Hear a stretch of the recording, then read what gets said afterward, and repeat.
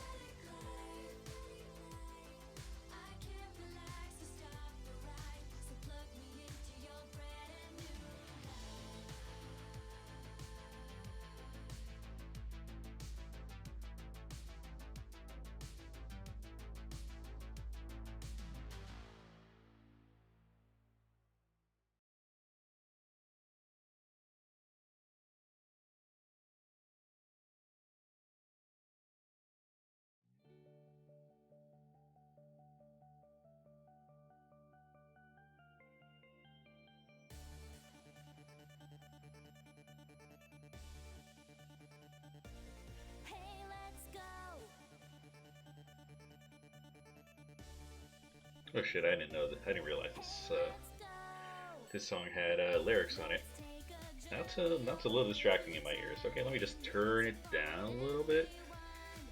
I mean, it's fine having it appear on the stream, but having it play back in my headphones while I am trying to talk is a little problematic.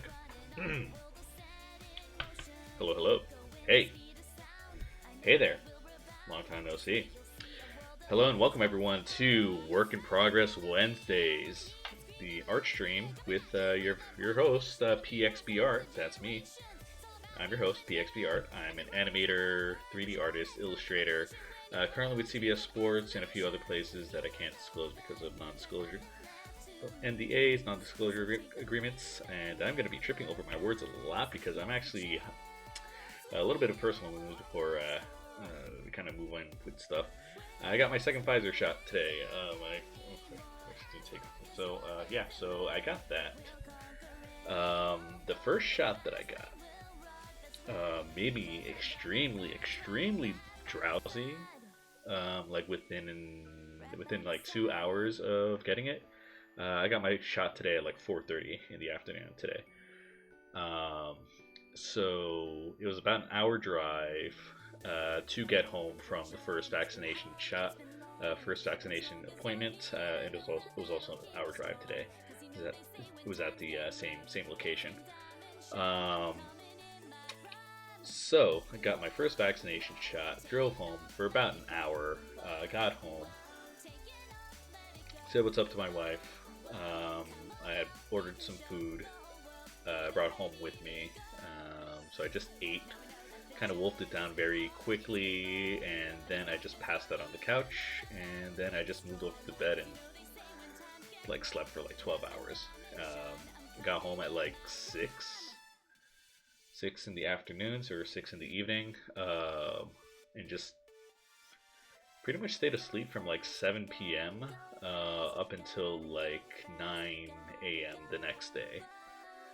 And yeah, that was and yeah, I kind of felt like shit the next day. Had a little bit of body ache, a little bit of mild fever, but maybe like around like 1 p.m. the next day, like I was completely fine. It just kind of turned off like that. But today, second shot, got home again, an hour to get home. Had some food, ate some food. Yeah, I kind of like. I drank like a really big thing of like Mountain Dew Baja Blast because I was like, oh yeah, I need the caffeine. Because my worry was like, oh hey, like when I drive home, I'm gonna be a little sleepy, gonna be a little drowsy. I don't want to like be like, ugh, like kind of doing this thing, which thankfully it was not. In fact, I don't feel sleepy like even a little bit. But yeah, but I was actually planning on not streaming tonight. But I figured it's been like 2 weeks since I actually streamed, so it's been like two weeks since I streamed, so I needed to do something because I also haven't been drawing very much lately. I have like the week off from work, so I've just been playing video games. I've just been chilling, just been relaxing. It's been a very busy. Outside of doing art stream and independent work, very busy at my day job and very busy with like some of my clients, with some of my freelance work. So I took a little break from the streaming, and yeah, I kind of want to get. I'm excited to get back into it. I still have the rest of the week off. Today's Wednesday, so I have Thursday, Friday off, and then the weekends, and then back to work on Monday. So I plan on relaxing some more, streaming a bit more. Hopefully, stream a little bit tomorrow just to kind of finish this up. But yeah, we'll see how I feel. Um, so far, the only side effect I feel is just like kind of like the sore arm from getting an injection. That's uh, that's pretty much what the only thing I'm feeling right now. And yeah, otherwise I feel great. And in about 2 weeks, I should be ready to go out into the world and not die from a easily spreadable respiratory disease. Um, I can still die from other things though, so I got to be careful with that. But I no longer have to worry about some rando without a mask breathing on me and killing me. So that's nice. Um, Glad to report that everyone in my family, in my immediate family, has gotten the vaccine or is getting the vaccine soon. My brother just got it today. My sister got it several months ago because she is a teacher. My grandmother, being a elderly person, also got her. Was like one of the was early. Got her doses early, like mid February, and like she was all wrapped up by like March. Parents the same, and yeah, most of the vulnerable people in my family have decided to get the vaccine and have gotten it, and they are now protected, which is nice. Um, Although I do have a couple knuckleheads in there that despite us having a family member who died from COVID, still don't see the danger of it. So to you, couple people who are deciding not to get vaccinated, good luck. And yeah, I, I guess we'll see if we invite you to the barbecue then, because I don't want to have anyone's death on my head. Anyway, so not exactly the positive note that I want to start off on, but yes, fully vaccinated. 2 weeks, it's going to finish baking, and then I can go ahead and start the summer plans. I'm glad to do that. My wife is vaccinated. I'm vaccinated. She got her vaccinations done in like mid March, and got her second one like early April. So she's good right now. Yeah, very, very, very, very, very excited about that. Anyway, so yeah, hi, welcome to the stream. As I mentioned, 3D artist, animator, illustrator, um, Emmy nominated. And I just found out this week, two-time Emmy nominated uh, animator and storyboard artist, PXB Art. That's me. Yeah, our team got nominated for another Emmy this week, for the same category, best production post produced graphic segment for the sports Emmys. We did an anthology series a couple years ago for the 150th anniversary of college football, where we took tall tales from the history, the long and rich history of college football. Like, we took stories from there, tall tales about how coaches got their names, how mascots became mascots, how schools got their school colors, and like famous rivalries and stuff. We did an animated anthology series where each piece had a different style to them. They're about like a few minutes long each piece. Aired during our college football programming, and they were a very big success. I art directed a few of those, and yeah, last year we got an Emmy nomination for them. Unfortunately, we didn't uh, pull off the win. We inevitably lost to ESPN, but um, we got nominated again this year for doing another anthology series. This time celebrating the history of women in sports and women and their contributions to sports, where we covered lots of people, lots of famous women in sports who were like, their stories. We kind of did the same thing where we produced these little 30 to 60-second animated vignettes, each with their own unique style, showing off like, pioneers of their sports. And yeah, it's pretty cool. Like, yeah, it's cool to be nominated again. I hope we win. Again, like, yeah, I storyboarded, did character design, and animated a lot of these pieces. So yeah, so I am excited to see where this goes. The award ceremony is going to be like in August, like it was last time, I believe. I'm not sure if it's in person or digital like it was last year. The Oscars were just in person last week. Um, Not a ton of people happy with those Oscars, so yeah, I guess we'll see how it goes. But yeah, but excited. It feels nice to get recognition for work, because yeah, we did put in a lot of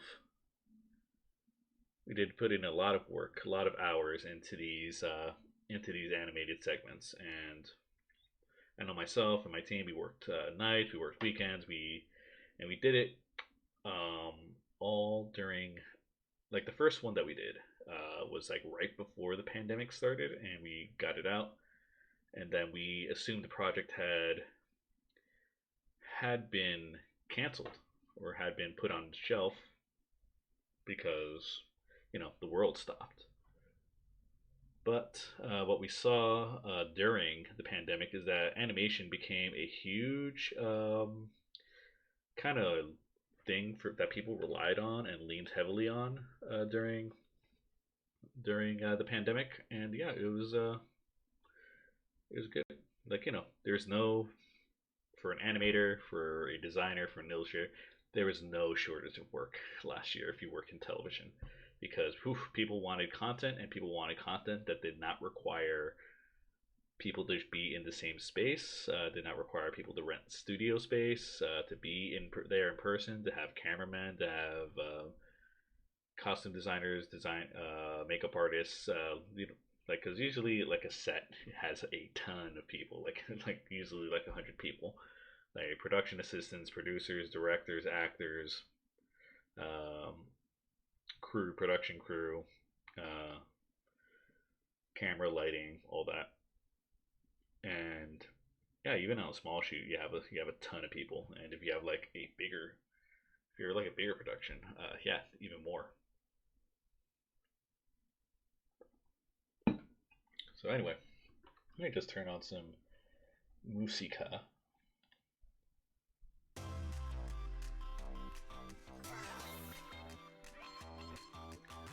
Yeah, so that's what I've been up to for the past couple of weeks. Yeah, looking forward to doing some more drawing. I've just been real lazy about drawing lately. Hard to find a bit of motivation, but hopefully, I've just been kind of burned out the past couple 2 weeks. And today, hoping I feel a little less burned out. Thanks for joining in, 3Go Booster. I agree. Woots indeed. I didn't see that right away. Anyway, so let's listen to a little bit of K-pop, a little bit, and just get started on our art chilling session.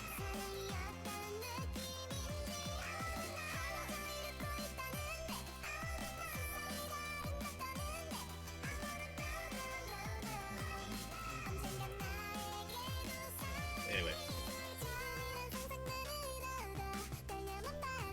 just make sure I actually have my waking pen, because I wasn't sure that I actually had it. Have it here. A little bit of housekeeping before we get started, or while we get started here. Nope, not R.I.P. Mario. Nope, that's my Twitch thing, my Streamlabs thing. Whoops. Are we good? Inktober, great. A little bit of housekeeping while we get started here.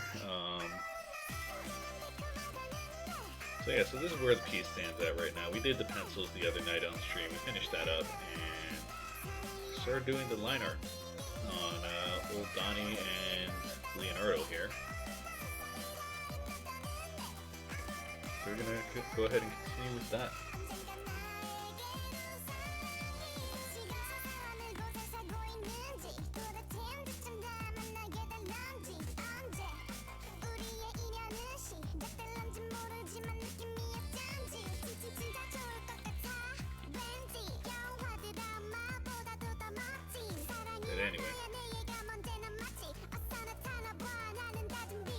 Be sure to follow me on Instagram, Twitter, TikTok, all your favorite social media. And now Artful, Art, A-R-T, Full, F-O-L. You can follow me at PXB Art. For right now on Artful, I am just kind of posting up stuff that I've already posted up on Instagram, so if you missed it there, and would like to see it all nice, high res and stuff, and in order, as opposed to Instagram's weird algorithm order, you can follow me on there. So yeah, Artful at PXB Art, PXB ART. Same name as on here. Type in PXB Art anywhere, you're sure to find me in most places. Find me on Instagram, on Twitter, on TikTok, on Snapchat, on Tumblr, on FetLife, on Coffee, on Christian Mingle, on Plenty of Fish, on where else? What other joke site can I say? But never on Parlor. I'll joke about a lot of shit, but not that. Fun fact, speaking of Parlor, had a recruiter from Fox News, you know, I bring this up every couple years, in about like 2012, reach out to me, offer me work, and yeah, and I've had, every once in a while I have a recruiter from there, from News Corp, or Fox News, reach out to me like, hey, do you want to work here? You have a motion graphics design position available, plus you have a good background, do you want to work for us? And I either always ignore it, or I just tell them no thank you. And last year got a recruiter reach out to me from Newsmax, from the fine people from, what's the one? I forget the name of their channel. Newsmax, what do they do? One American Network, yep. So they reached out to me last year, again. Hey, got a pretty strong reel there. Would you like to work for us and destroy America? And then I didn't even answer. I just like, fuck that. Not after the 2021 election.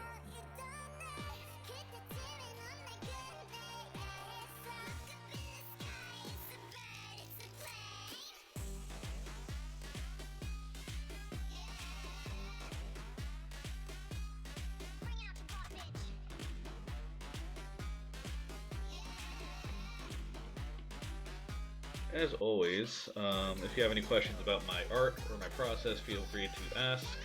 I am glad to answer them to the best of my knowledge. If you have any questions about what I'm doing or the animation industry in general, the motion graphics industry in general in New York, I will be glad to answer that, especially if you are someone who is a student or looking to get into animation, or is just a fan. If you like sports, I'm glad to talk about that stuff to the best of my ability.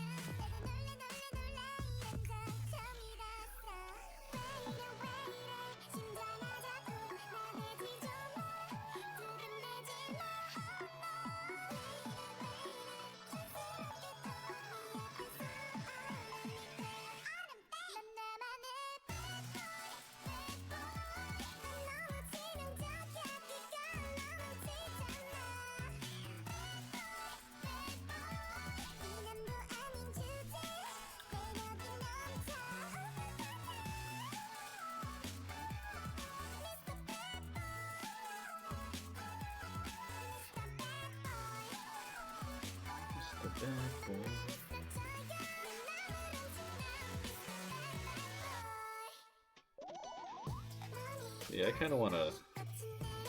What I should do soon. I should play this fucking game, the NES Turtles, on stream. Maybe I'll do that tomorrow. I'm gonna be home tomorrow. I have off from work tomorrow. And I ain't doing anything during the day. Because I can't really do anything, because I assume I'm gonna be fucking sore as shit, and I'm gonna have a fever. I assume that's what's gonna happen. I mean, it might not, because I've heard some people like kind of not have any symptoms. Excuse me, not have any symptoms for their second dosage. But those people are usually pretty old. I've heard that the older you are, the less symptoms you have.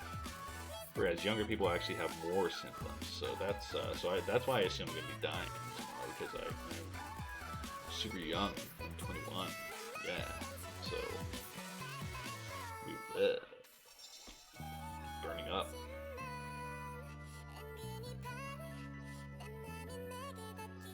But no, seriously. I don't know. I mean, judging by what I'm going through right now, I don't foresee any problem. If we have someone coming overdue, my wife and I, we have someone clean our house from time to time because we're like both working all the time. So, like, you know, a few bucks a month, we have someone come over and clean up for, like, you know, help us tidy up, vacuum, mop, whatnot. You know, it's super duper helpful. Anyway, so they're coming over tomorrow.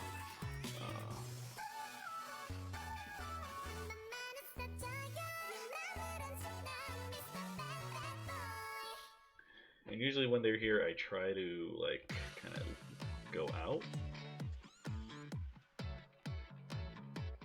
So that way I don't get in their way, but I don't know if I'm going to be able to go out tomorrow. So I might just stream. And maybe I'll finish this up.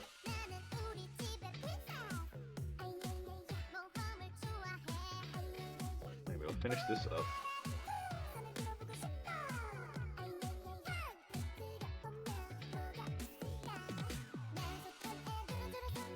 Maybe play some Nintendo. Totally legit hardware, by the way. Wink. Wink, wink, wink.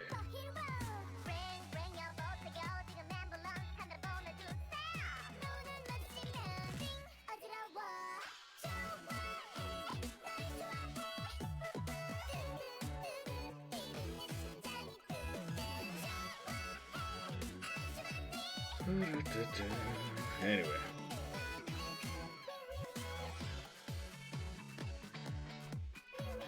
So my kid sister got engaged over the weekend, so special shout outs to my kid sister for successfully finding love in these trying times. That is and like, you know, I just have a natural quality to my voice where I just sound like I'm being sarcastic or smug all the time, and my wife fucking calls me out on this all the fucking time. But seriously, I wish her the best. I congratulate her for finding someone who cares about her, and I hope things work out. Wish her many years of happiness. Many, many, many years.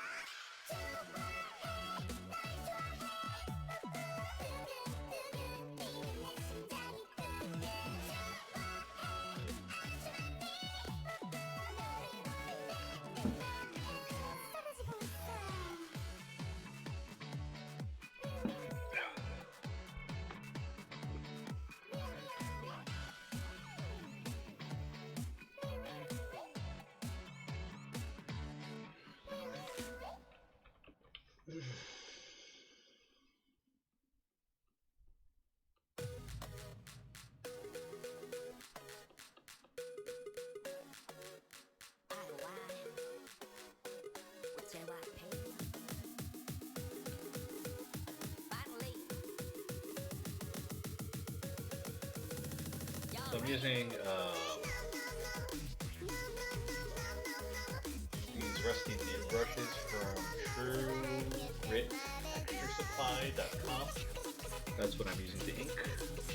Software I'm using is Clip Studio Paint Pro. I'm sorry, Clip Studio Paint, not Pro.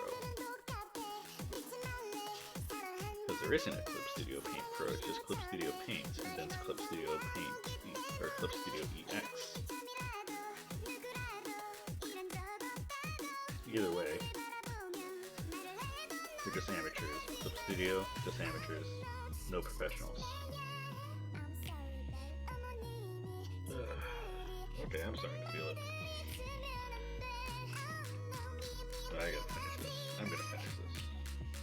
I hope I finish this. Famous last words, right?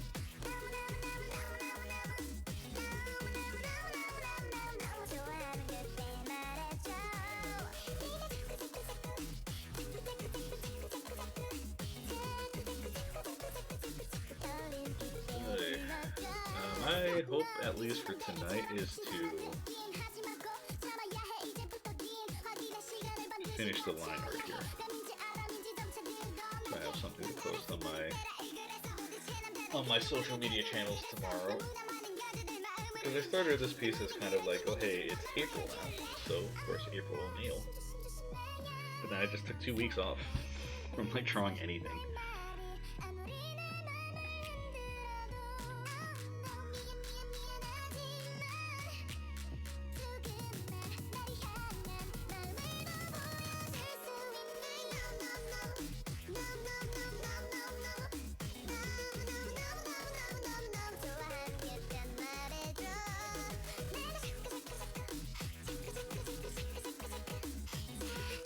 Alright, so yeah, I didn't finish my whole housekeeping speech that I usually do at the beginning of these streams.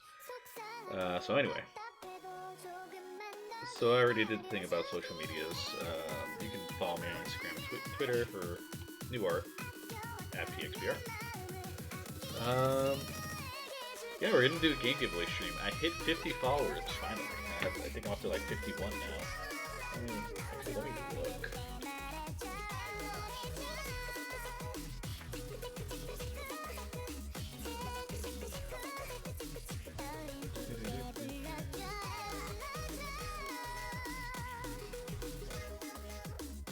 I am currently sitting pretty at 51 followers, so yeah, very soon we're gonna do a big game giveaway stream. I'm gonna give it about another week.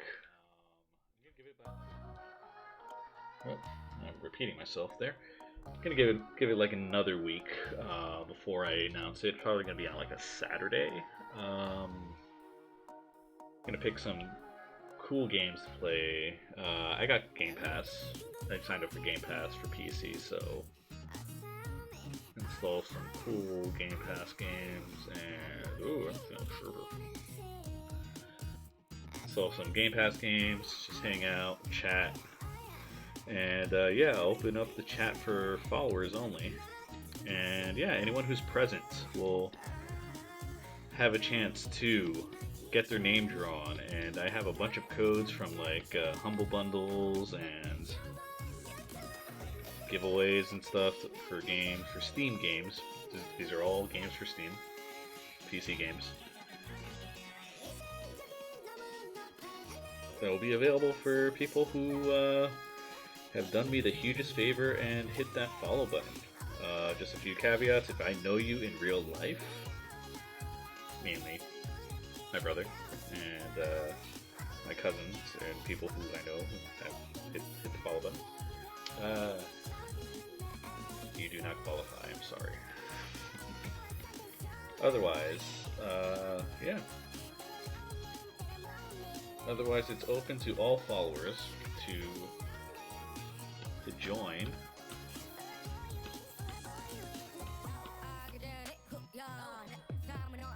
And to receive some games. I'll draw the names of followers. And they'll win games. Before I do this, I'm gonna do like a game announcement, the game giveaway announcement stream, where I just sign on, just be like, hey, this is when we're doing the thing, and give a date, give a time.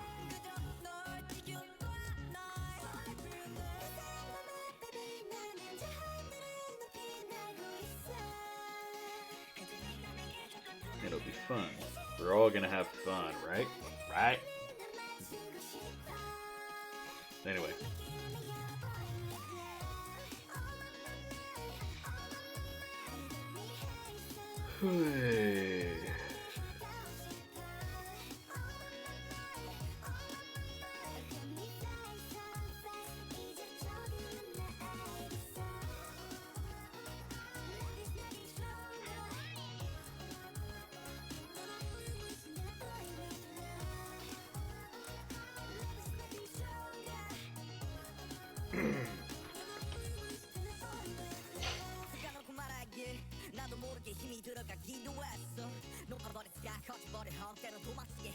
Trying to figure out what I can play tonight. Mario Party added online support, so that's cool. That's something I wish they had done at the beginning of the pandemic, not towards the end of it. I mean, assuming this is towards the end of the American pandemic. But, you know, I say that with way too much confidence, so I take that back. Because, like, honestly, I'm of the opinion that this pandemic's never fucking gonna end. Too many idiots in this country. Too many idiots in the world. Too many people are motivated by greed and just general shittiness, which oftentimes stems from greed.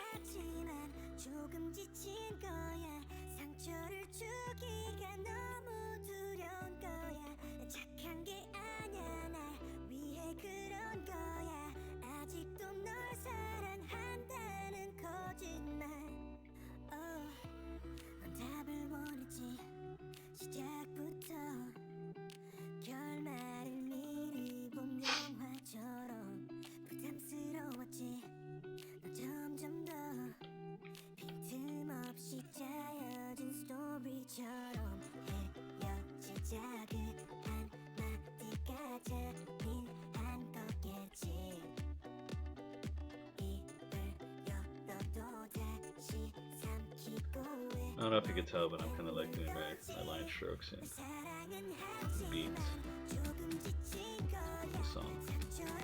But I think there's a little bit of a delay between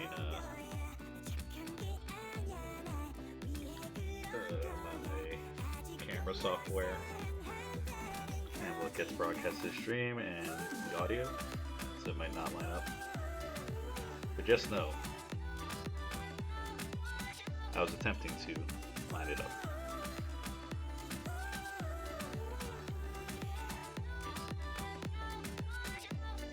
I was gonna apologize for like rambling, for my like kind of vaccine-induced rambling, but like honestly, it's not terribly different from my normal rambling.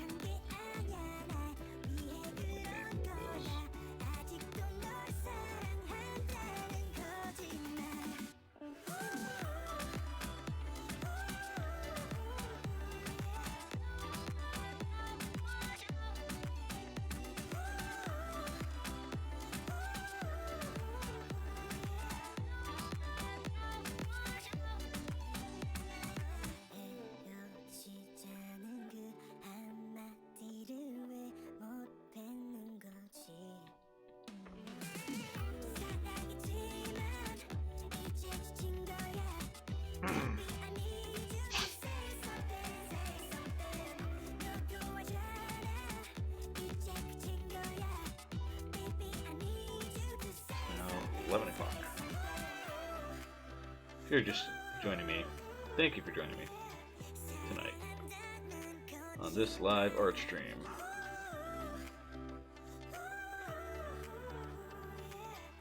Again, I'm your host, DXBArt, and I just got the COVID vaccine. What just happened here?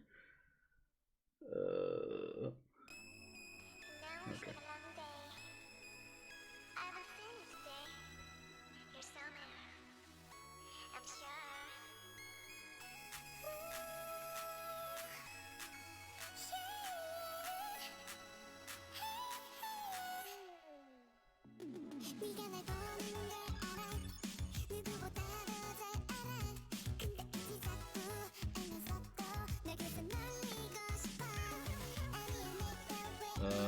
Gaming news.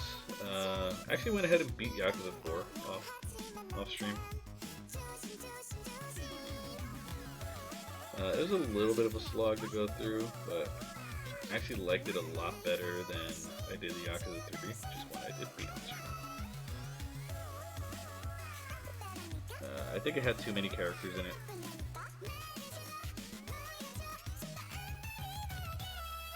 I guess we can discuss spoilers on it whenever.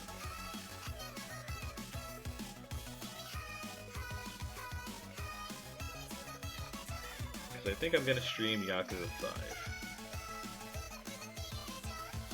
So that way we can get the series up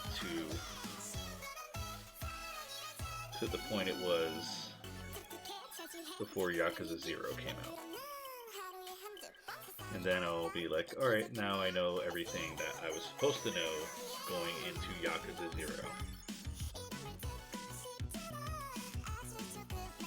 Because Yakuza 0 was kind of like, okay, yeah, this is like,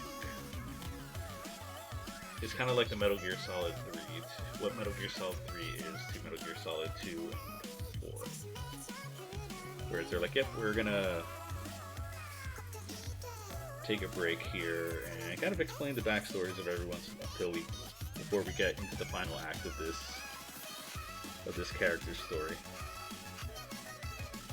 Which I read some spoilers for Yakuza Like a Dragon, and yeah, I'm gonna take everything with a grain of salt from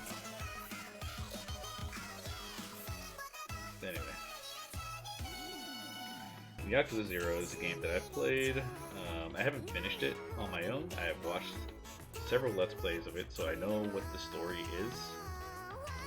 And I very, very, very much like the story. Yeah, but I went ahead and played 0, some of 0. I've beaten 1, I've beaten 2, beat 3, and I just beat 4 today. Like right before I went to go get my shot.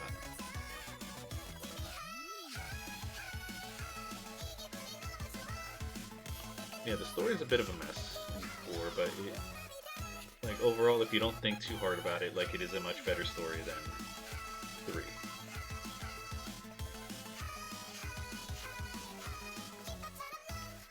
And it has a lot more.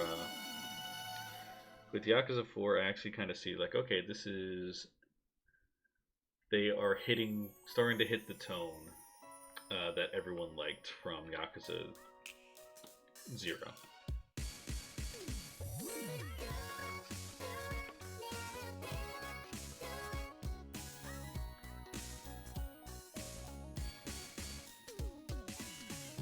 That kind of like, okay, yeah, everything is dramatic, but they're actually putting money into, and resources and time and good acting behind this.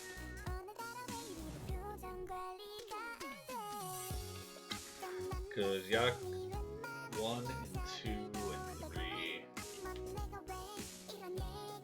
you can tell that the bones are there, but like they're not. It's not the same tone as 0 was.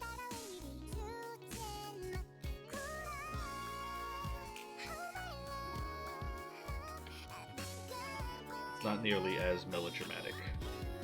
I think that's the word I'm going for. It's melodrama.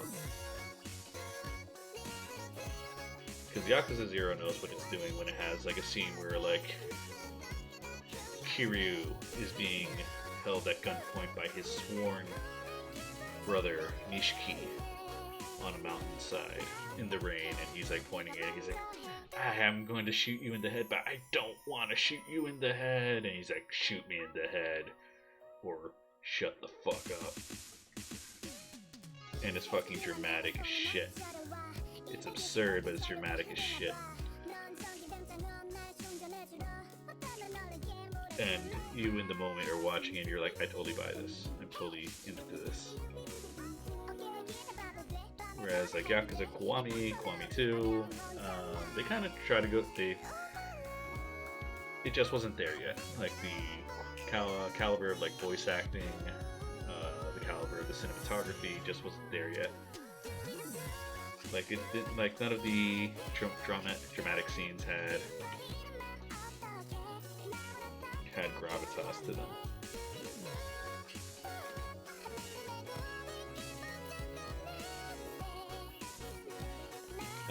In the version that you can purchase from coffee, I'm going to get rid of this line so you get a little bit more garbage. Nah, I'm kidding. I'm not gonna make a second version of this one. I've done second versions of other stuff I've done on stream. So if you want to see those, that's the other thing that I usually do with my housekeeping. You can make a donation on my coffee page if you'd like to support me in my independent art endeavors. And you can score some cool prizes for yourself. With the donation starting at $3. $3 donation gets you a digital file. You can have this digital file as, since this is not a custom commission, I'll send you the digital file for this and the JPEG, the high-res JPEG of this for $3 if you make a donation on coffee. I'll send you a print of this, a mini print, a 4x6 mini print of this piece once it's done. If you make a donation of $6 or above. And then I have a NSFW pack, which is available for the first time.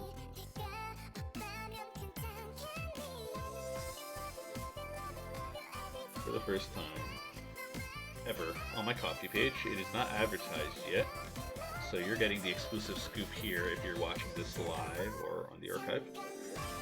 And if you're watching this live or if you're watching this on the archive, thank you. Thank you for tuning in. I appreciate your company. But anyway, if you would like to see the NSFW, the Not Suitable for Work pack, I'll send that to you as a digital PDF. And it has like stuff that I've done over the years, anatomy studies, figure studies, art sessions, figure drawing sessions that I've done, but cannot post on my usual channels because in those places nudity is discouraged. Can't even post it here because that is discouraged. In fact, I drew something on here once, my first art stream. I did a figure study on here, and yeah, that was no good. They didn't like that, so I got banned for like 2 weeks. Go figure. No nips allowed. Although if I gave Leonardo here a nipple, no one would care.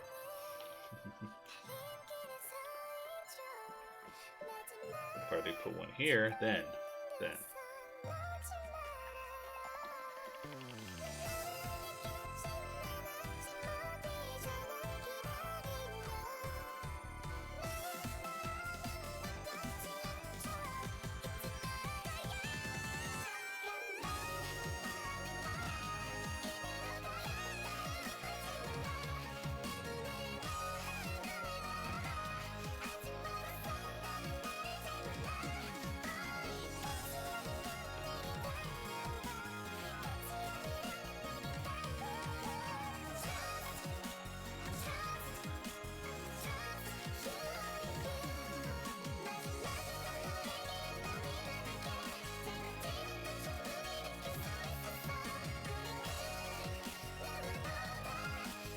so 15 illustrations of stuff I've done on stream.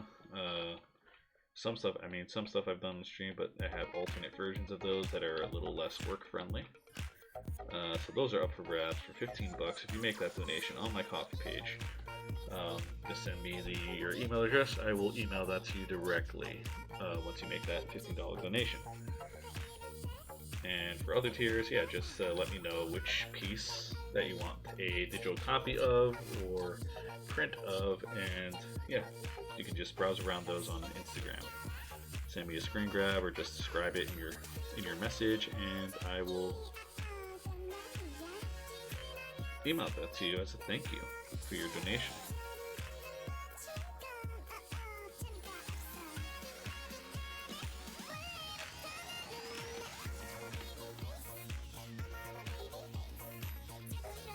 Yeah, donations made through my Ko-fi page are completely voluntary. They're not necessarily, the stream is always going to be free, but the Ko-fi page does help pay for software. I have an Adobe subscription. It helps, like, you know, if I decide to do games here, it helps me pay for those games. Pretty much gets put back into my independent work, whether that's game streaming or art streaming or illustration stuff. So those are always helpful and appreciated, but never mandatory. The stream is always going to be free.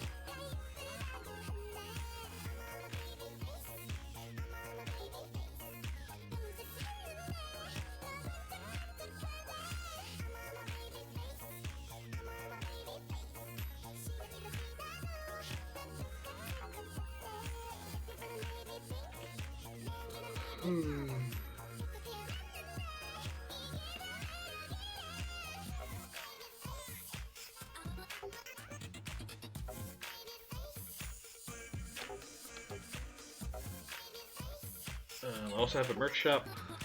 That's the other thing I usually say at the top of the show. Be sure to check that out. Society6.com/pxbart. And by the way, links for the Ko-fi page, links for the merch shop, they're all underneath the video player here. So be sure to check that out. Click on one of those buttons where it says donate, or it says shop, buy merch, whatever it says. You can buy t-shirts, prints, stickers of some works that I've done.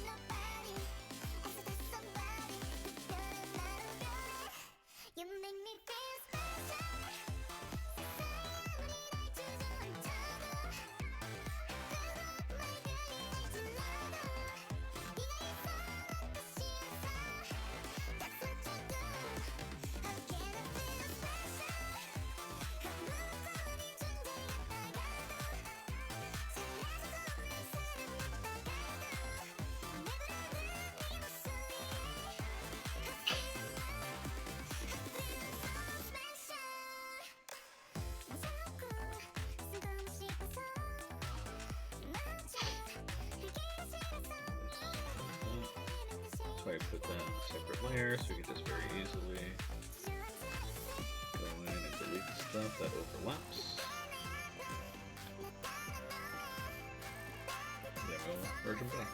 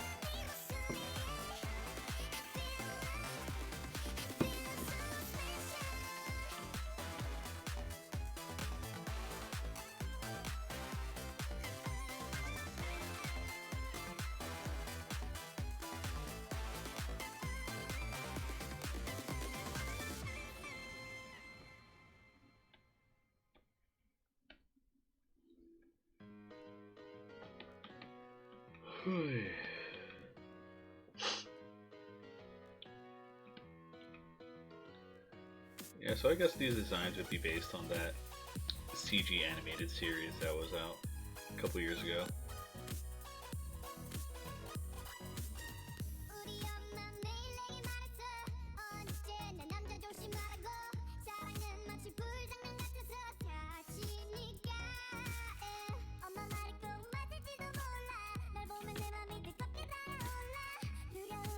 Although not strictly.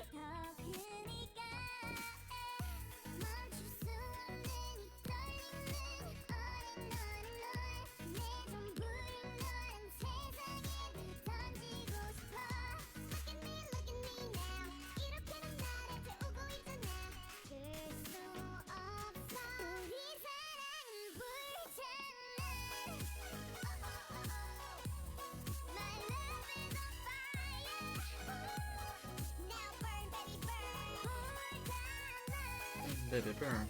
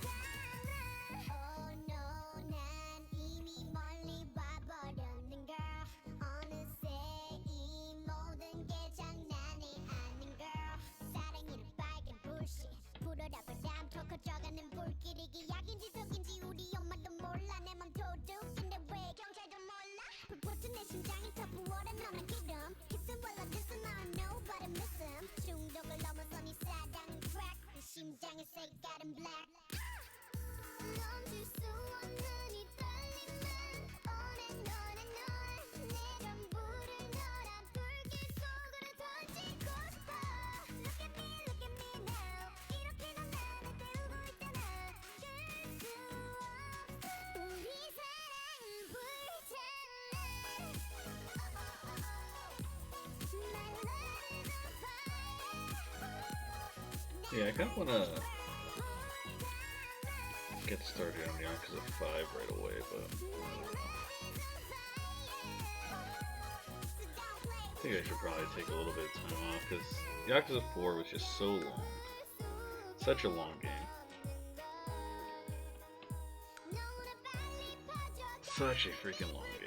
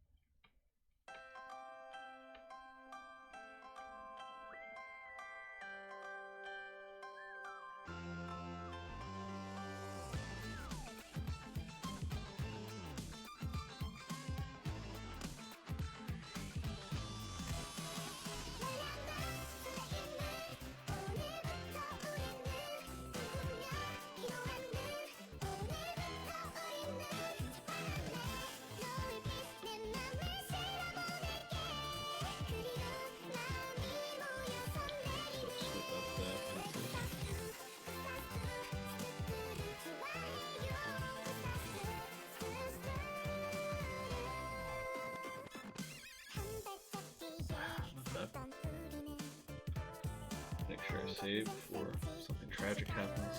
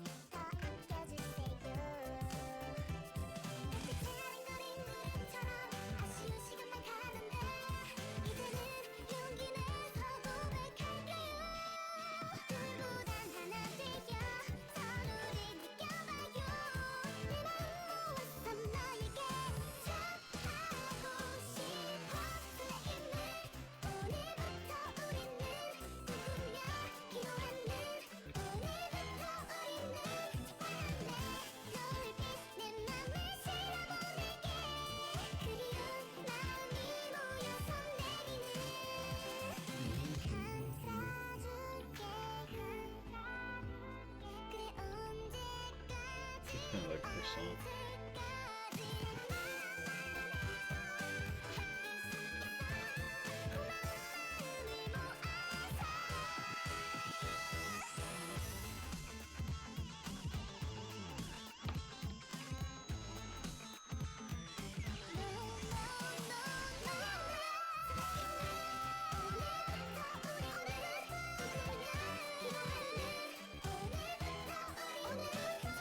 I'm trying to imagine what the fuck is the light source. I think it's this one. But then I need to make this thing.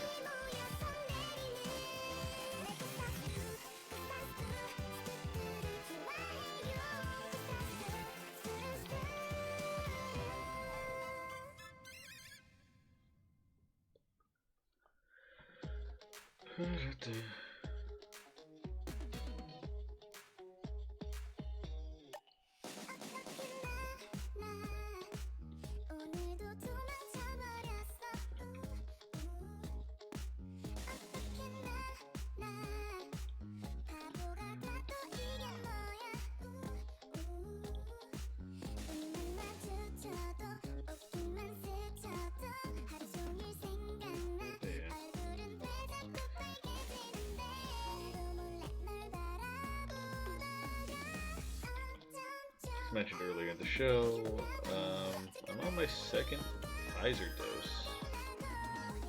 Just got it today. And yeah, I feel a little, I don't feel physically weird. I feel fine right now. How's it going, Shadowwind815? Thank you for the kind words. Thank you for tuning in. Drawing. This started off as a drawing to commemorate the month of April. So I started a couple of weeks ago. Took a couple of weeks off and am now finishing it off. Hopefully. As I just mentioned, I got my second Pfizer shot today. So there's a decent chance I might pass out on stream. But I'm hoping that doesn't happen. That I can at least finish the inks today. Call you Shadow? Cool.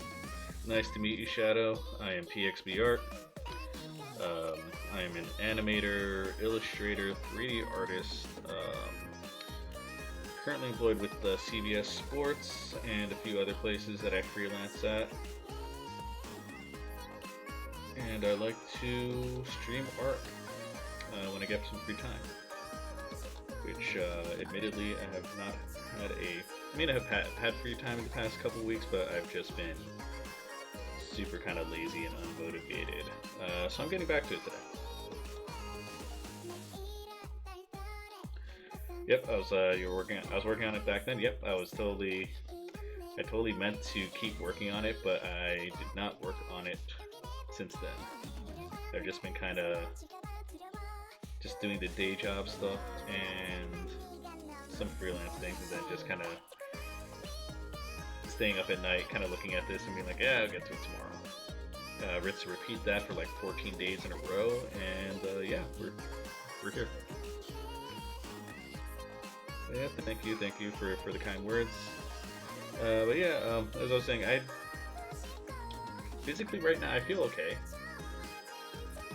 Although I do occasionally feel my eyes getting a little heavy. That's also because like 11:30 p.m. But emotionally, like, or mentally, like, I don't know. I don't think it's registered with me yet that hey, I can like actually start going outside again at a more relaxed pace in a couple weeks. My wife got her second shot, like about a month ago, and when she got hers, I felt an immense amount of relief when that happened. Whereas right now, I'm just kind of like me for myself. I'm just kind of like, you know. I guess it just hasn't clicked with me yet that I'm like, oh hey, life's probably gonna hopefully get back to normal soonish for me.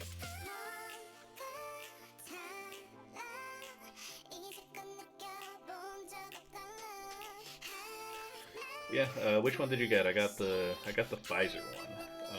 And yeah, like the first one that I got gave me fever and body ache for like the first maybe like 12 hours, and then after that it kind of faded. Then I also had like the immense like arm pain. Same Pfizer, yeah. And right now, like, yeah, when I got home from that first Pfizer shot, I was like knocked out within like an hour of like getting home from the shot, which was like took me like an hour to drive back, and then like another hour after that I was like already like passed out on the couch, and then I just slept for like 12 hours. But this time I don't feel that right now. Watch, I'm like talking all this smack right now about like how the second shot ain't shit, and then watch tomorrow I'm gonna be like, oh no, it hurts. So hopefully I'm not coming off as too cocky.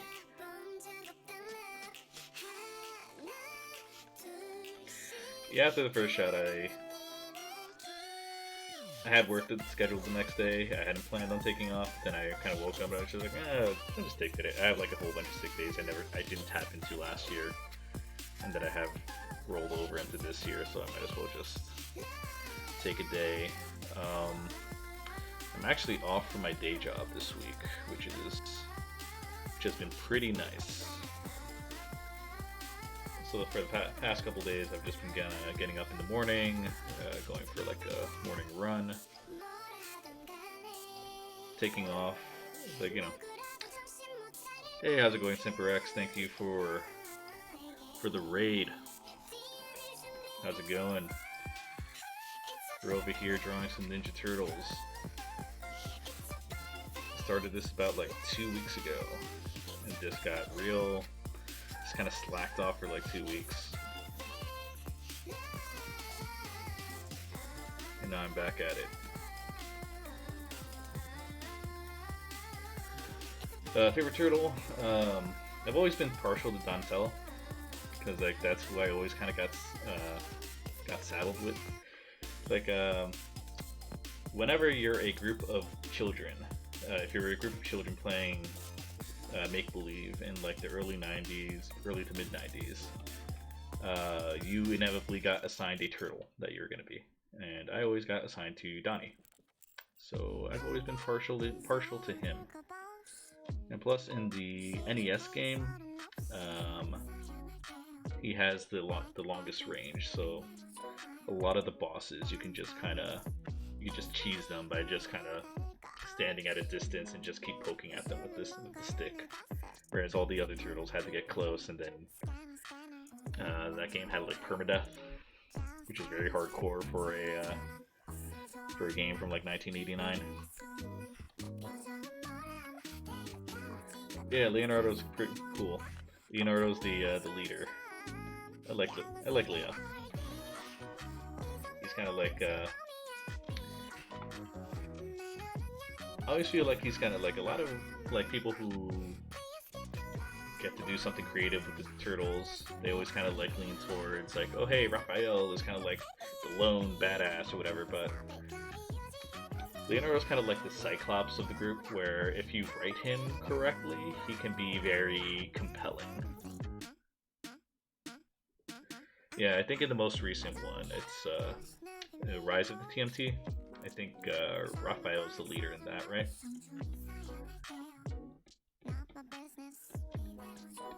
Which Rise of the TMT, now available on Paramount Plus. Visit ParamountPlus.com to sign up for your free trial today. So that is my plug for CBS stuff. So that fills my corporate plug-in quota for the day. Please give me money. Rapping and writing, yeah. Yeah, I feel like Leonardo kind of like similar to Cyclops in the way that like a lot of people kind of look at, kind of like turn their noses like, Leonardo, he's kind of like too straight by the book kind of. But he has like a lot of conflict within him to be like, oh hey, we need to do shit like the right way. But he's like in charge of like these man children who are all kind of like, each one of them is like a loose cannon, and he's just trying to like maintain order. Yeah, I haven't really seen much of Rise. I have seen like a few of the fighting scenes, which they look great. They look gorgeous. And like, to be honest, like that, I have no idea what the story is. I have no idea what the character relationships are. It's just that like, yeah, like everyone looks different. I'm not a huge fan of the character designs, but the animation is like super fluid and looks like, yeah. Look at this teleporting sword. Nice. Oh, they make Leonardo an idiot in that? Oh yeah. Yeah, I think I remember seeing like a clip where they're like fighting Shredder or something, and then like everyone's like teleporting around. It looks like an episode of like Gurren Lagann. And yeah, I just remember hearing Leo's voice in that. I'm like, oh, that sounds kind of weird for Leo.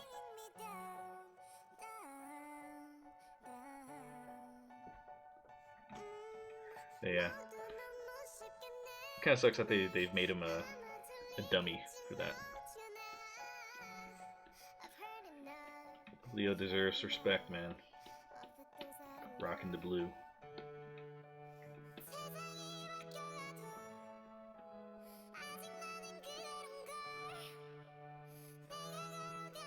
Oh yeah? That's weird. Yeah, because I feel like with these like team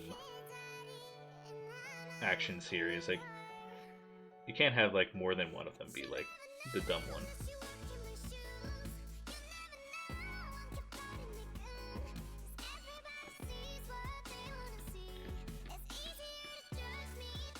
I've been meaning to check out that I think it's called The Last Ronin, like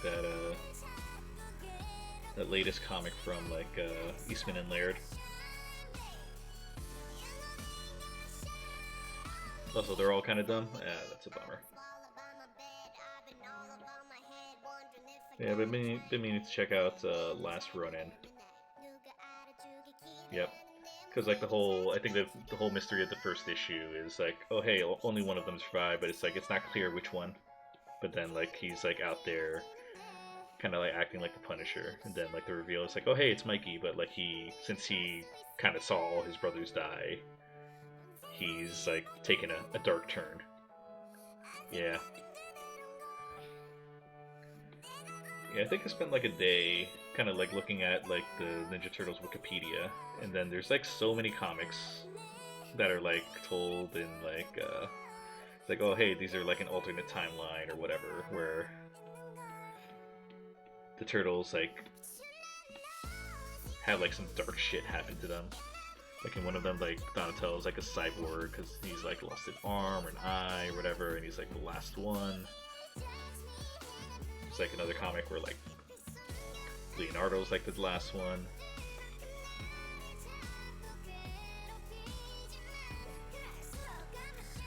And then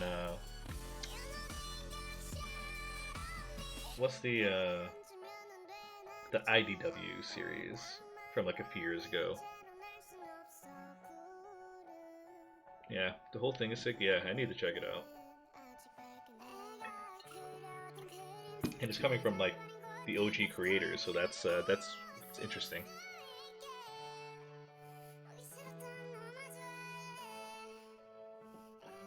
Like they beat Shredder multiple times in it before Splinter finally ends him.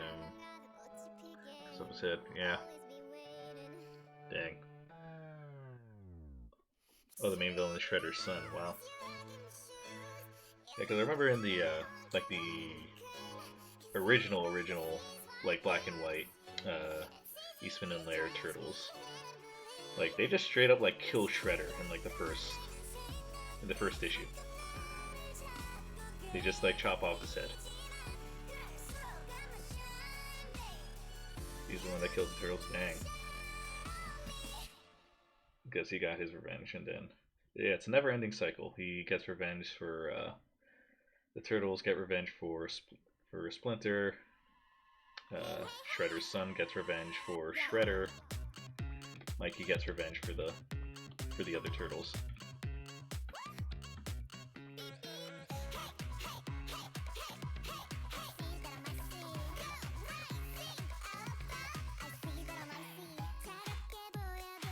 It's a never-ending war.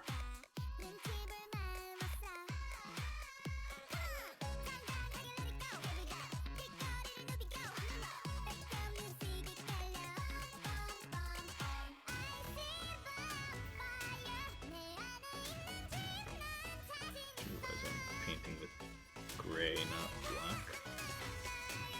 Gonna need to toss some levels on here to kind of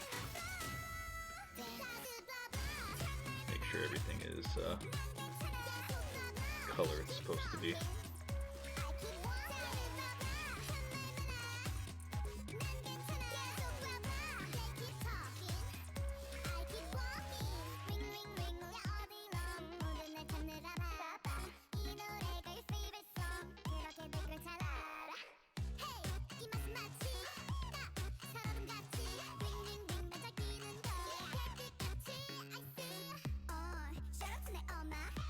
You know, series is like one time I like Mikey because like yeah, he's usually kind of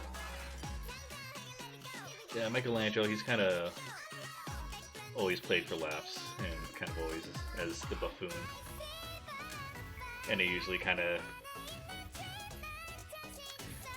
like that's the kind of thing that kind of frustrates me in some works of fiction where like where problems arise because like the characters make like dumb mistakes.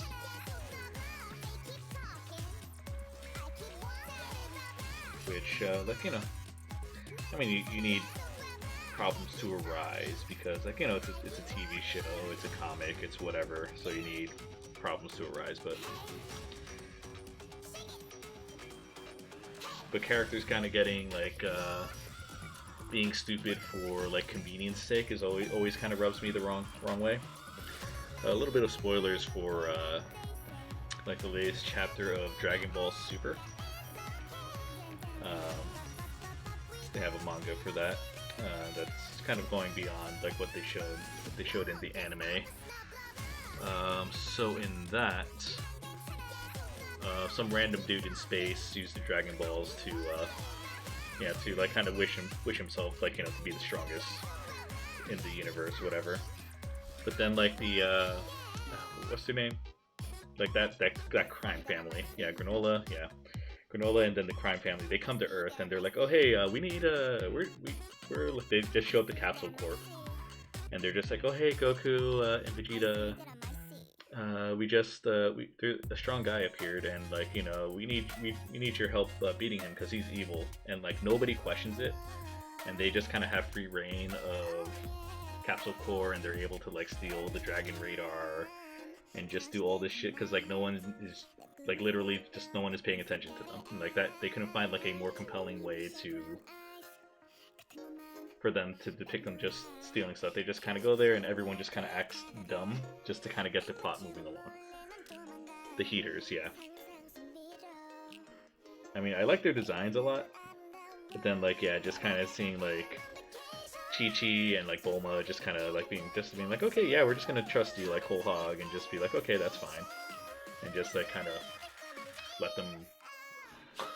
And like it's done because they're just like, yeah, we just want to get to the fight with between Granola and Goku and Vegeta. We just want to get to that, and we don't really care how we get there. But it's just like everyone in that building, Goku, Vegeta, Bulma, Chi-Chi, like nobody even thinks to like question who these people are, where they came from, what their motives are, despite having survived how many like extinction level events?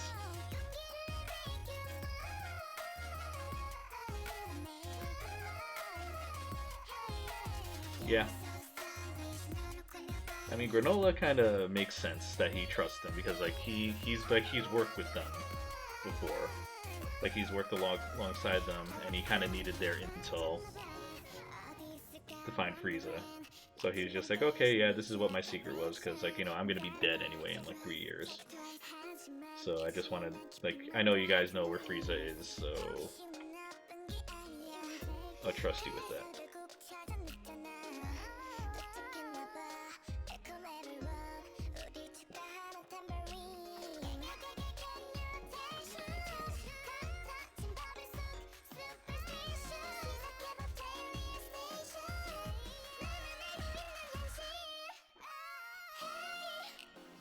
A little bit of a freckle there.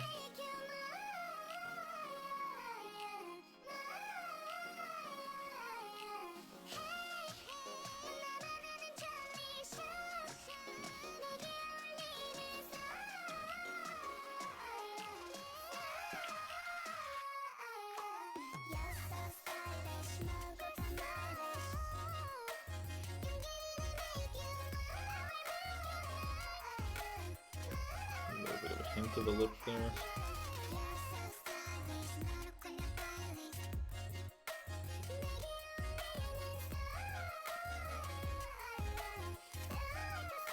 Yeah, I mean that's kind of like kind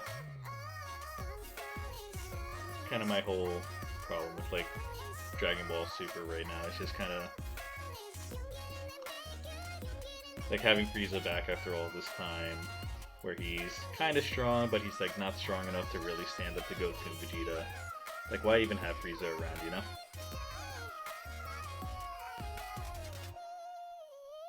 Yep. Yeah, Goku and Vegeta are in their 40s, and like, it's been like such a long time since that whole thing went down. And I figured it was kind of like common knowledge that Frieza betrayed the Saiyans.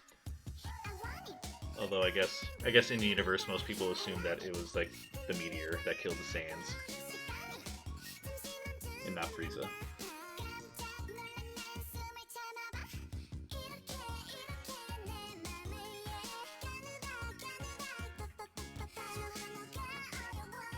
Yeah, the thing I'm not a huge fan of in Super, I mean there's a couple things that I'm not super keen about, is that like, yeah, like it's basically the Goku and Vegeta show. Like none of the other characters, which they have a lot of good characters in Dragon Ball. Like that's why a lot of people like a lot of people got in with the Saiyan arc, with the Vegeta and Nappa fight. So like a lot of people are like, yeah, like they're familiar with Tenshinhan, Yamcha, Piccolo, Krillin, Gohan. You have all these cool characters, and they don't use any of them. It's only Goku and Vegeta that are allowed any sort of moments to shine. Yeah, that makes sense for Vegeta's character. For him to like kind of follow the God of Destruction arc or path. But yeah, just having Super just be like all about Goku and Vegeta and like really having no one. They only just show up. Like they really only ever have like Gohan show up just to have like a bad guy beat him up. Just to show like how strong the bad guy is. Same with Piccolo, same with like every other fighter.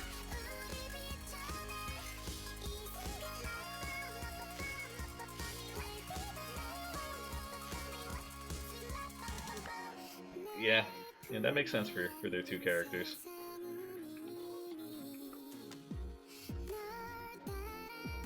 But my biggest kind of gripe with Super is with Dragon Ball and Dragon Ball Z, like the story and everyone's kind of character arc was always moving forward. Like there was never really a status quo with Dragon Ball. Like at the end of every arc, like basically the state of the world would change.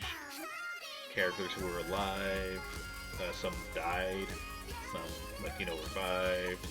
Like power balances would shift from arc to arc. Whereas in Dragon Ball Super, everything always resets back to like, oh hey, Goku's the strongest, Vegeta's the second strongest. They're both training with Whis,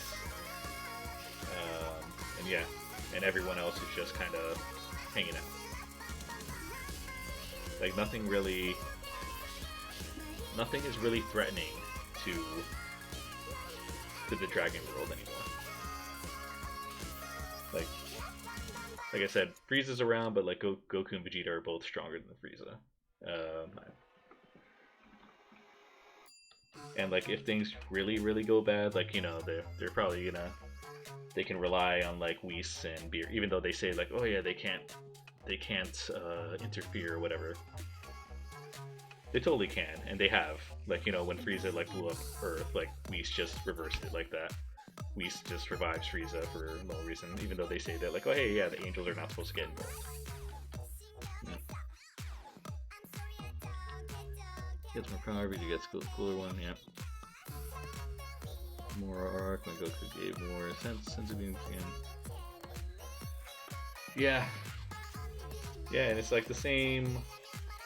Goku runs like his character. I mean that's the thing with Goku. Like he's a static character, and this is like the same thing with Dragon Ball and Dragon Ball Z. Like his personality never actually changes. Like the only change in Goku that happens throughout even the original series is that he gets stronger, but his core personality and who he is never really changes. It's the people around him and the world that kind of changes. And in Super, like Goku doesn't really change, and then like nobody else is really changing either.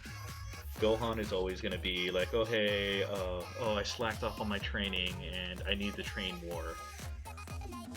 Like, sorry dad, I didn't train enough for this. That's always Gohan's thing. Piccolo's always like, well, I know I can't keep up with you guys, but I'm going to try anyway and get my ass kicked. Yeah, like none of them ever learn lessons after their after the stuff that has happened, after the lives that they've lived. They don't learn any lessons.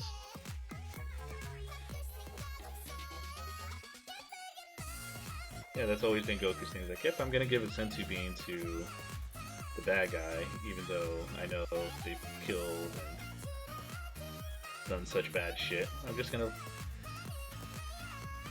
I want them to live because, like, I want another strong person to fight one day.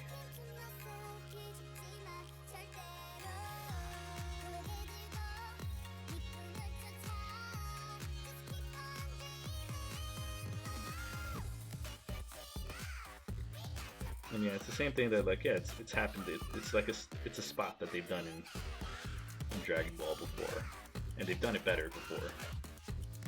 Like, that's the same exact thing that he did with, like, Frieza, where he's like, oh, okay, I'll let you live, and then Frieza's like, haha, psych, I didn't actually stay down, I'm gonna take a shot at you.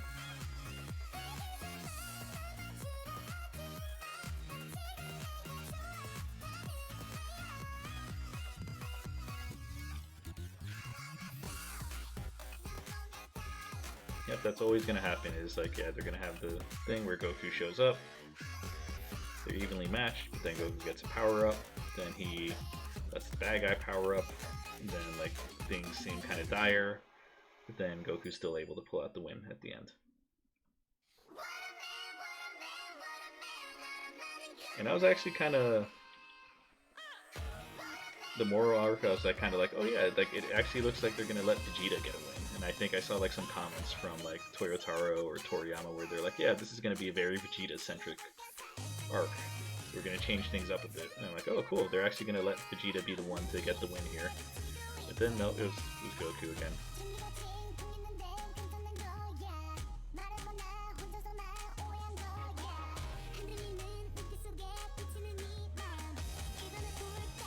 And they're like, yeah.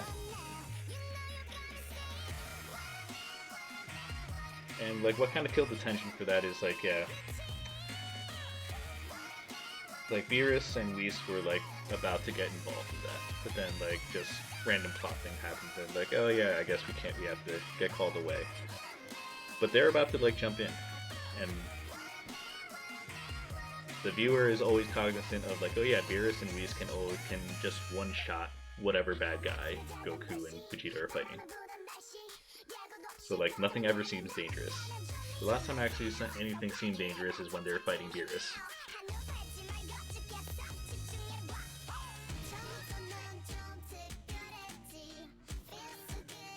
Yeah. Yeah, it would have been cool to see Vegeta get the win.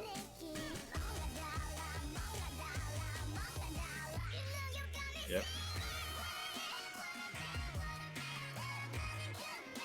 Yeah, Goku is not exactly the Father of the Year material. Kind of lets his son flounder there for a bit.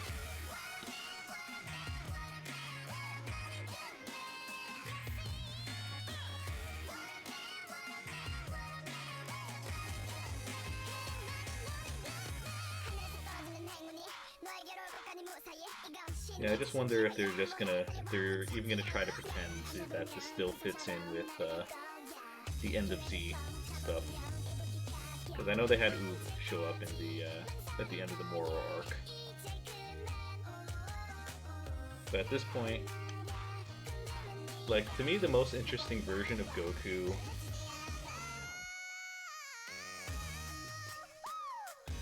Yeah, and that was like. And actually, like, I give Toyotaro props for that, for coming up with cool abilities that aren't just like, oh, he's just stronger. Like Vegeta can't, like he wrote like a cool power for Vegeta to have, like, oh yeah, he's able to reverse transformations or energy absorption stuff through a technique. That kind of felt like OG Dragon Ball rather than Dragon Ball Z. Because even Toriyama's like his whole kind of like go-to shtick is like, oh yeah, he's just stronger. Goku's just stronger whenever he does this technique. Oh, it just hits harder, this one.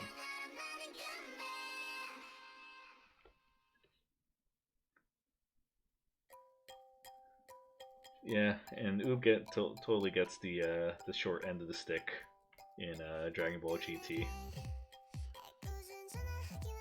Which again, GT stands for Goku time. Like, the only character that's allowed to have any sort of, like, victory at all in GT is Goku.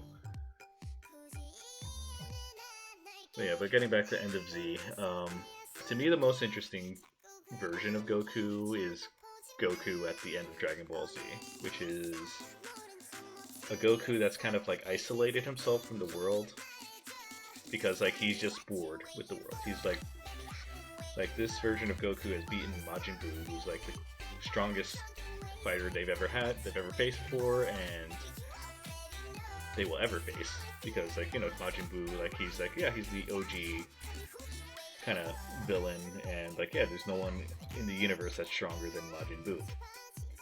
And to that end, Goku is just bored. He's like, yeah, I haven't fought anyone strong since Majin Buu. There's no one else who, like, I've gotten to a point that I'm so strong, no one actually can stand up to me that isn't, like, you know, at that level. And, like, you know, at that point, Vegeta kind of has retired. He's kind of settled. He's like, yeah, like, I don't need to be stronger than Goku. I have a family. I love my family. I'm cool. Gohan's kind of found a life outside of fighting. Goten is not the same little kid that just wants to be like, oh yeah, I just want to follow my dad's footsteps. Everyone's kind of moved on from fighting except for Goku. And because of that, Goku's kind of isolated himself from the world.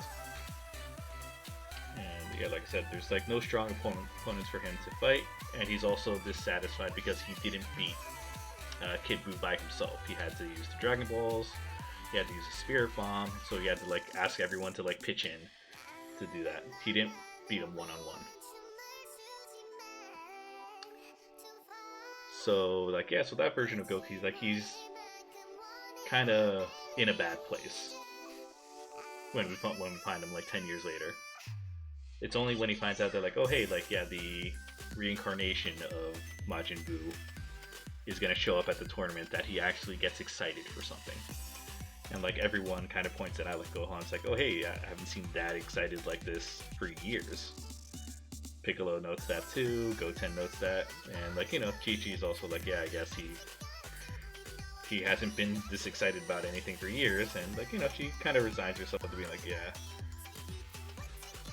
his heart belongs to fighting.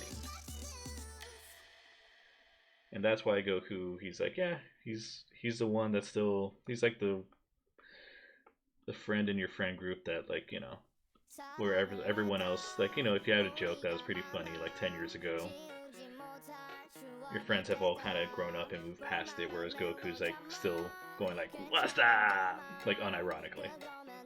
He's like, yeah, remember that commercial? Everyone's just like, oh man, Goku, no.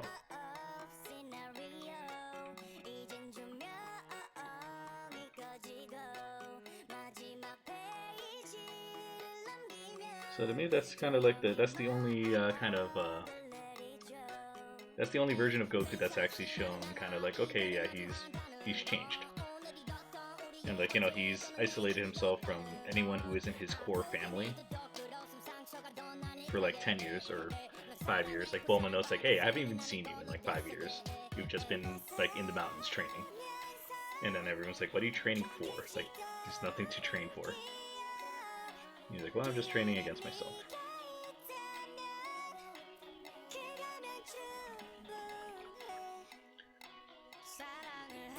Yeah, and that kind of Goku, like he's ready to step up and be like a teacher, because which, like, you know, they reveal that like, oh yeah, he says out loud, it's like, yeah, well, I'm doing this so that way Earth always has someone to defend it. So that way there's always a strong person who's like as strong as me around to defend Earth, because like everyone else is kind of moved on. But like in reality, he's like, no, I'm training this person so I have someone strong for myself to fight. So I read a lot of manga, not as much as I would like to. I've read primarily like Dragon Ball. I read like some Naruto. What else? That's pretty much it. Like, yeah, a bunch of like old stuff like Astro Boy, you know, Osamu Tezuka stuff. In fact, I actually went to like a manga store yesterday. Actually, let me grab it. And I bought like a Osamu Tezuka sketchbook.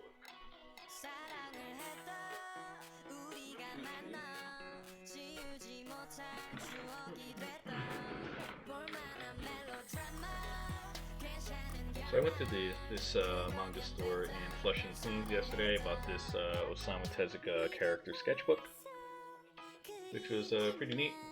It has a bunch of like his sketches for like Astro Boy, Kimba the White Lion. So I'm kind of like old school stuff. My sister-in-law runs a manga page, so every once in a while, like a manga fan page where she's like every month, like she kind of has like a manga book club, and I kind of like check in every once in a while to see what she's reading, and like, you know, I kind of read up on the stuff that she's like kind of promoting. The thing that she's really into right now is Jujutsu Kaisen. I forget what the exact name is. The one with the guy with the blindfold. Jujutsu Kaisen. There you go. Yeah, because I was wondering, is it like jujitsu like that? But Jujutsu Kaisen. Yeah, I've seen like Seen like the first like 3 episodes of that and like read like the first chapter, and yeah, it's pretty good. Yeah, that's what I heard, and it just ended, right? Like maybe like a month ago.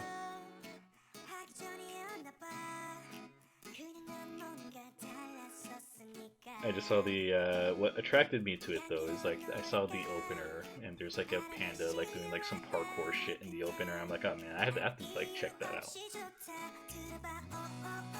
Also, the manga's still going.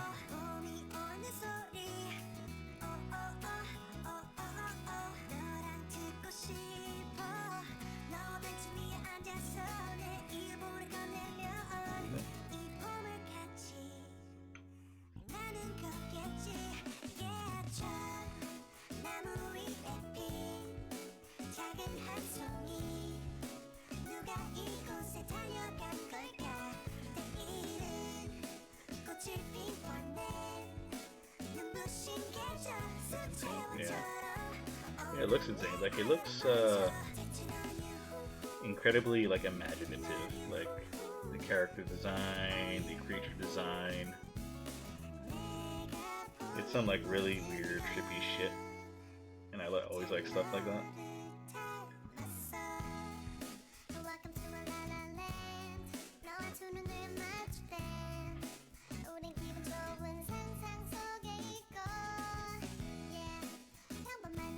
Also have to catch up on Attack on Titan. Not that that's over. Although I kind of like I read the ending just to kind of spoil myself because I kind of dipped out of the anime after like the first season.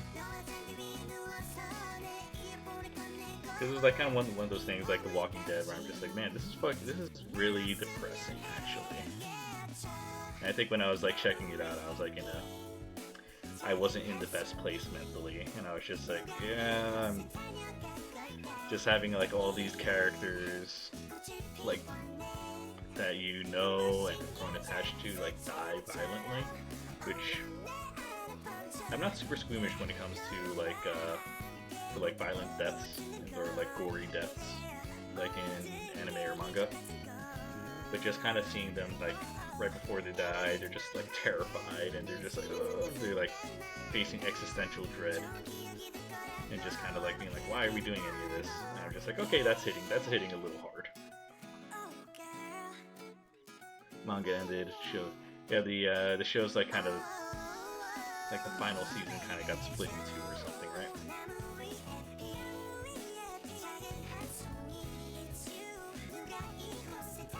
Yeah. At some point I gotta dive back into that one. I'm gonna have more of a stomach for it. Or one of it's done, yeah.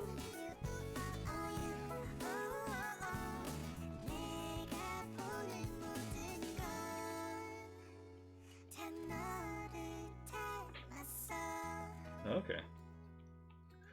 Still a bit of time till that comes out then, huh?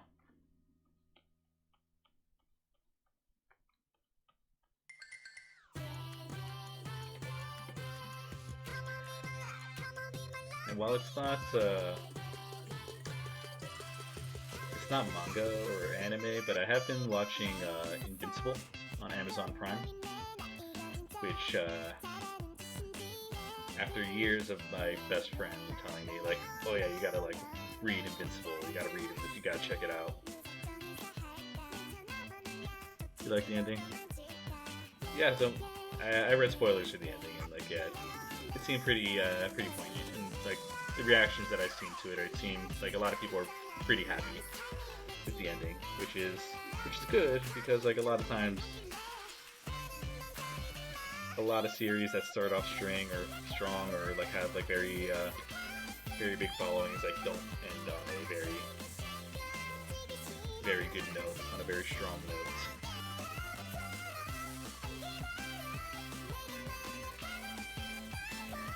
Yeah.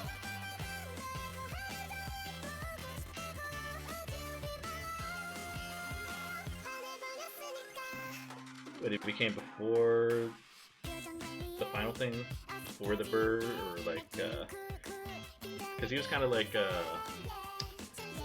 he was kind of getting like some dictator kind of vibes right at the end, right? He came with Dove, yeah. Yeah, from what I saw, like, yeah, the ending, it's like, yeah, it seemed like very poignant. Like the kind of like the monologue that came along with like the reveal that he's like a dove, or that he's like, you know, and it's that he literally became a dove, right? It's not like just like a metaphor that like, oh hey, peace is now in the world.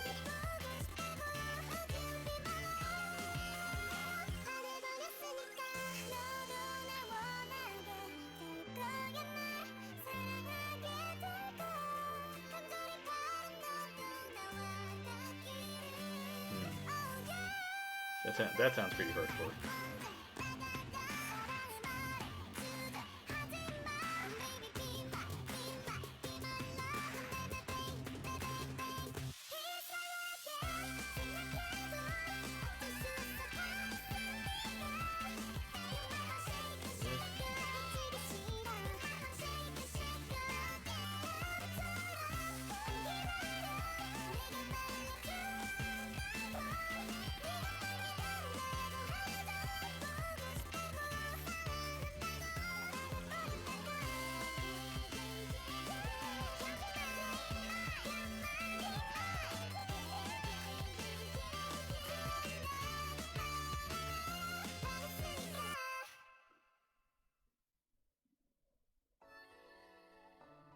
Yeah. Yep.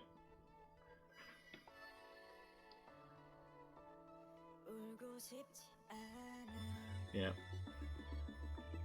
Yeah, from what I said, yeah, he had like a lot of blood on his hands at the end there. So yeah, I think in that case, like, yeah, becoming a dove, becoming a bird, probably like the only way you make good on that. Otherwise, it's like, yeah.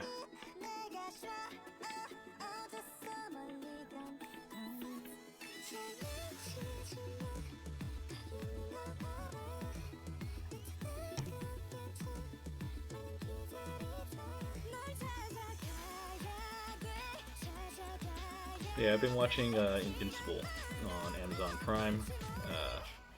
Extremely good series. I didn't think I was gonna like it, but yeah, I thought going into it that it's gonna be like a little too like edgelord kind of dark for dark's sake, which it turns out is not. It's a very kind of funny, very actiony. Takes itself not too seriously, but it takes itself seriously enough. So when shit happens, you feel it.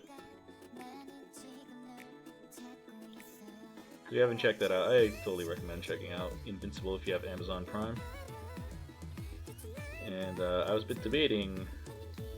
So I said before, like my best friend is he is like the world's biggest Invincible fan. He has a complete run of the comics. He's been telling me for years, like, you need to read this comic. And yeah, now I actually want to read the comic, but like I'm kind of debating, like, should I actually read the comic or just kind of go into the show blind? Because I actually kind of like, because like they have the season finale this Friday, and being super unfamiliar with the comic, I don't know where it's going.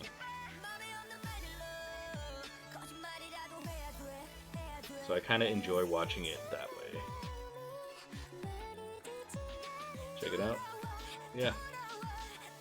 Yeah, watch the first episode. And if you see that and you're on board with that, yeah, you will definitely like the rest of the series. But if you watch that and you're kind of like, it's kind of like a little too dark or a little too not my thing, yeah, then you're not gonna like the rest of the show.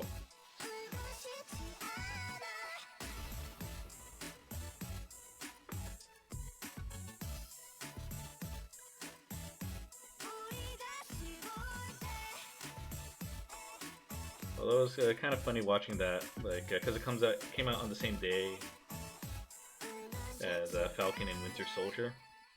Like, I think it even started like around the same time.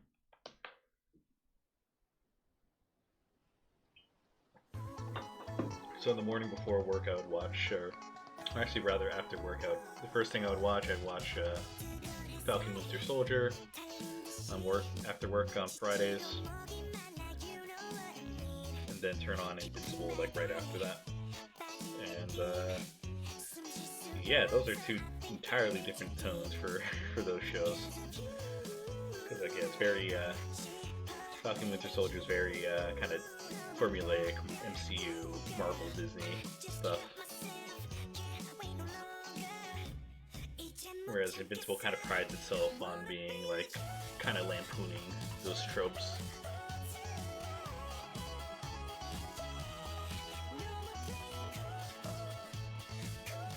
Like Invincible's whole thing is kind of like, oh hey, like, what would it look like if Superman like kind of like punched a bad guy like full force in the jaw? Like, what would that actually look like?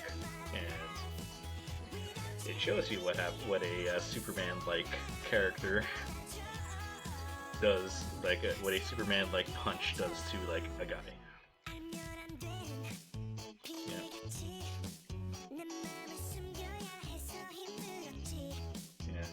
Yeah, the core premise of it is like, and this is like, they explain this in like the first like 2 seconds of it, is the main character is the son of like a Superman type hero, and like, yeah, he eventually discovers that he inherited powers from him, so he's like, yeah, I want to become a superhero too. And that's kind of like the core like setup of that. And then from there it goes places. Really, really goes places.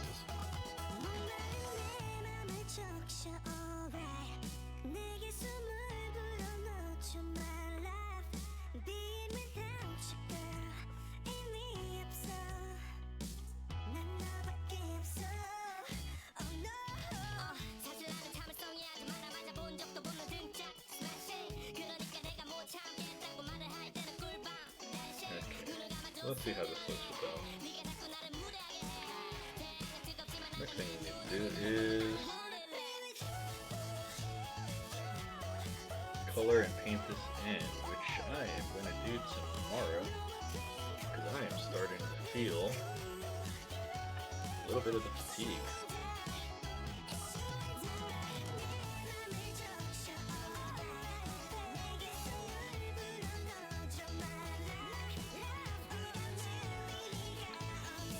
Yeah, but before we sign out for the night, special shout outs to Shinsuke Kikuchi, RIP, good sir.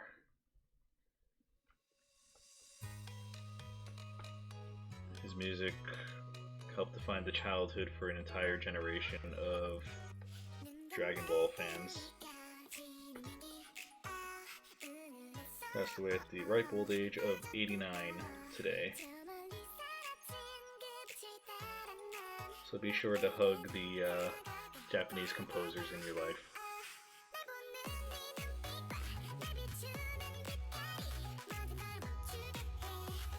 In all seriousness, yeah, I've just been kind of putting on Dragon Ball and Kamen Rider tracks on repeat on my iPad. Just been kind of vibing to those all day.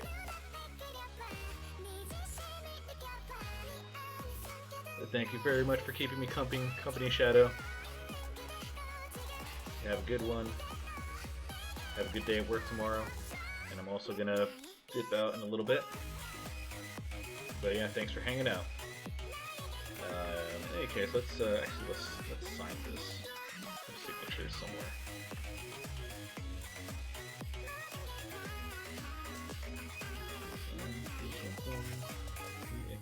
There.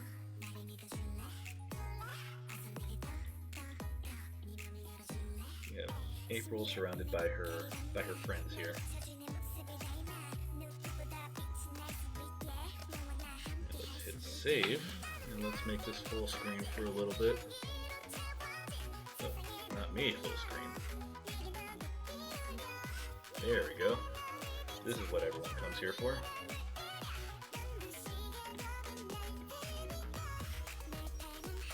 As a reminder, check out Rise of the TMNT on Paramount Plus. Sign up for your free trial, ParamountPlus.com or PPlus.com. I'm sure I will see a couple of cents from that transaction, so yeah, be sure to check that out. Support your local media conglomerate.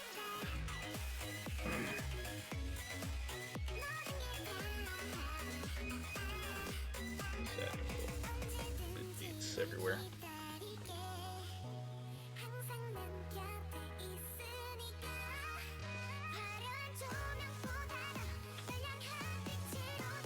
Thank you very much for tuning in, everyone. If you're watching this live, you're watching the archive, thank you very much. Your support is deeply appreciated. Yeah, that's cut back to me. Alright. Thank you very much for joining me today. Again, my name is PXB Art. I'll be back probably tomorrow. Uh-oh, we're knocking over mics over here. Depending on how I feel, I'm probably going to do some day streaming tomorrow. Maybe finish this up. Maybe play some games. I don't know if I do play games, I don't know what I'm going to play. I kind of want to start Yakuza 5, but I don't want to dive into like another 40-hour game when I have so many other games that I could play. Anyway, we'll decide tomorrow. Maybe I'll leave that up to whoever tunes in to dictate whatever. Oh, no. Because you know what? I'm going to be kind of drugged up on Advil or Tylenol tomorrow. So what better time? What better time to play the NES version of Ninja Turtles than tomorrow when I'm potentially drugged up and trying to finish this Ninja Turtles piece. Ninja Turtles piece. Toidles.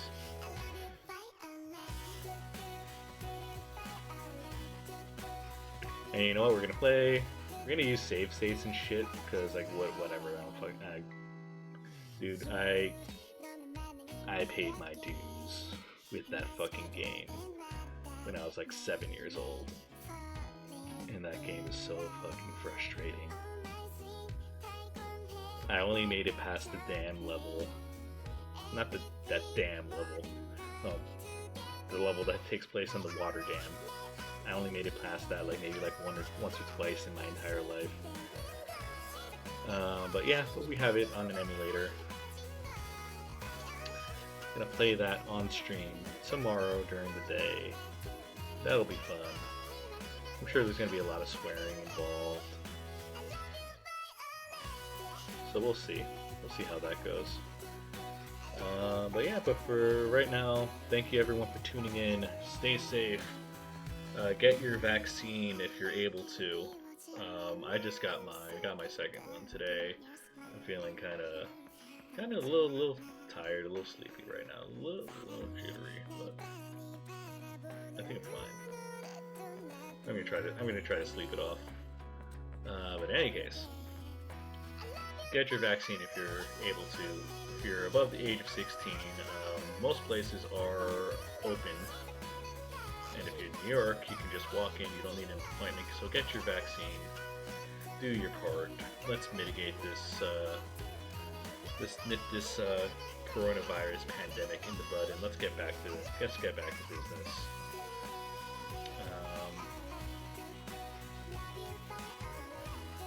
Follow me on Instagram and Twitter after you get your shot, or before. You can do that right now if you want. At PXB Art on all the social media channels, so be sure to check me out there. Instagram, Twitter, Snapchat, TikTok, Tumblr, Facebook, AOL homepage, FetLife, plenty of fish, and I mean, but seriously though, I am on Artful now. Those last three that I named right before Artful, I'm not actually on those. So I'm on Artful, ArtFOL. Also at PXBArt on there, so check me out. I'll probably post this inked version up there tomorrow and on the Instagram. Everyone can check that out. If you'd like to support the stream, which is completely optional because the stream will always be free. So, the stream is always free. However, donations and support is always appreciated. So, yeah, be sure to check out my Ko-fi page, ko-fi.com/pxbart. I outlined earlier today how what kind of rewards you can get if you make a donation there. $3, $6, $15. Get yourself either a digital print, a physical print, or a copy of my NSFW, Not Suitable for Work, sketchbook. That's the $15 tier. Also have a merch shop, society6.com/pxb_art. I'm trying to get rid of that underscore, honestly. So check that out if you'd like to buy shirts, prints, stickers. Full prints. Because the Ko-fi page I only send out mini prints for those. So yeah, that's the whole caveat with that. And if you'd like to commission me, DM me. Just send me a message. We'll talk rates. Yeah, that'll do it for me.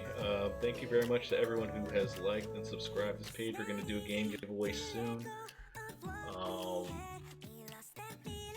And yeah, everyone have a good night. Stay safe. Be cool.